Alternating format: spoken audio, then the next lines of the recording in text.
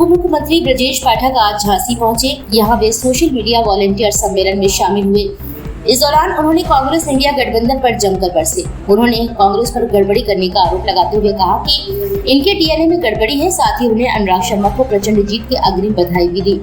झांसी के दीनदयाल सभागार में आयोजित भारतीय जनता पार्टी के सोशल मीडिया वॉलंटियर सम्मेलन को संबोधित करने आए मुख्य अतिथि उत्तर प्रदेश सरकार के डिप्टी सीएम ब्रजेश पाठक ने जनप्रतिनिधि, आम जनता, भाजपा के कार्यकर्ता और सोशल मीडिया के वॉलंटियर से बात की। उन्होंने कहा कि जनता जाति, धर्म, संप्रदाय से उठकर लोग अब भारतीय जनता पार्टी को चुन रहे हैं।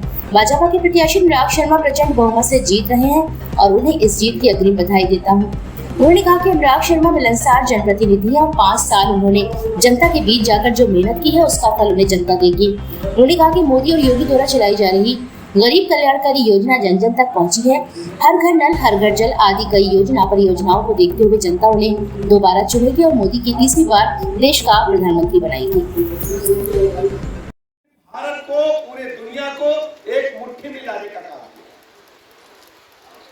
भारत में चुनाव की चर्चा पड़ोसी देश में भी हो रही है और दुनिया के अन्य राष्ट्रों में भी हो रही है और पाकिस्तान में तो बाकायदा इस पर डिबेट चल रहे हैं। लोग शर्त लगा रहे हैं।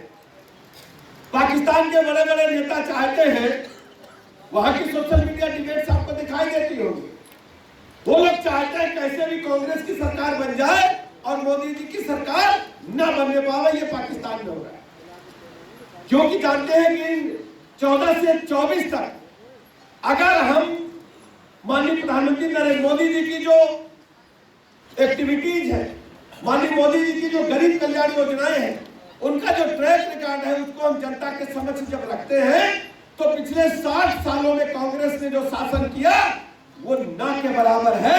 केवल भ्रष्टाचार के मामले में कांग्रेस की के लिए पूज्य अटल जी, कुछ समय के लिए जनता पार्टी, कुछ समय के लिए जनता दल और शेष समय कांग्रेस की सरकारें थी।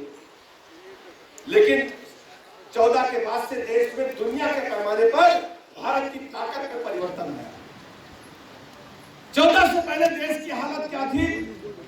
भ्रष्टाचार करने वाले देशों की सूची में भारत तेजी के साथ आगे बढ़ रहा है।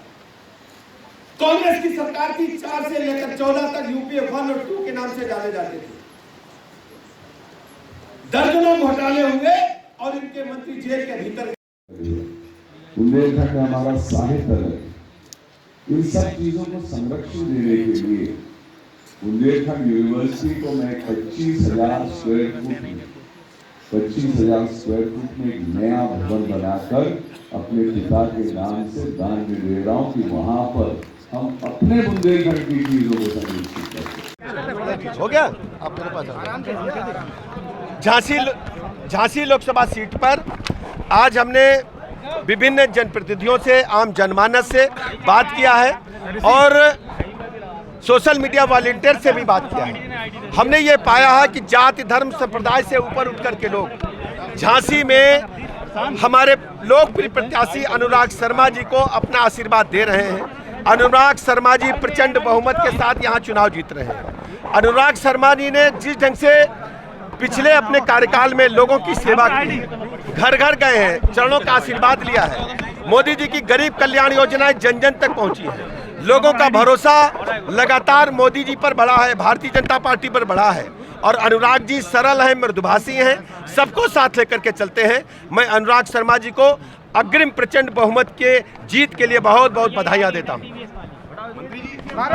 मंत्री जी 25 साल तक कांग्रेसी है, प्रमोद कृष्ण ने आरोप लगाया है कि राहुल गांधी ये कह रहे हैं कि हमारी सरकार आती राम। देखिए, जरूर ये कुछ कर सकते हैं गड़बड़, ये जरूर गड़बड़ कर सकते हैं, इनके डीएनए में गड़बड़ी है और कांग्रेस हमेशा इस प्रकार के कृत्यों को करती है जो सनातन धर्म के खिलाफ है।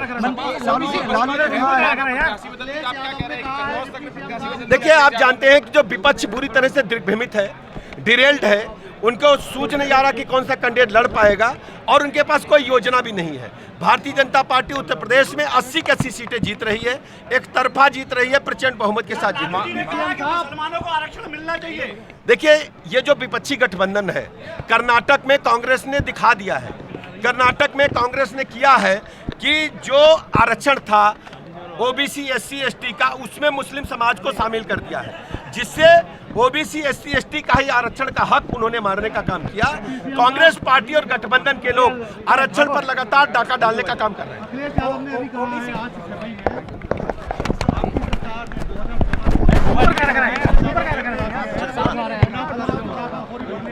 देखिए, अखिलेश यादव जी पूरी तरह से डिरेल्ड हैं, दिग्भ्रमित हैं। उनको पता नहीं है 25 करोड़ लोग गरीबी रेखा से ऊपर आए हैं, लोगों की क्रय शक्ति बढ़ी है, जीडीपी में बढ़ोतरी हुई है।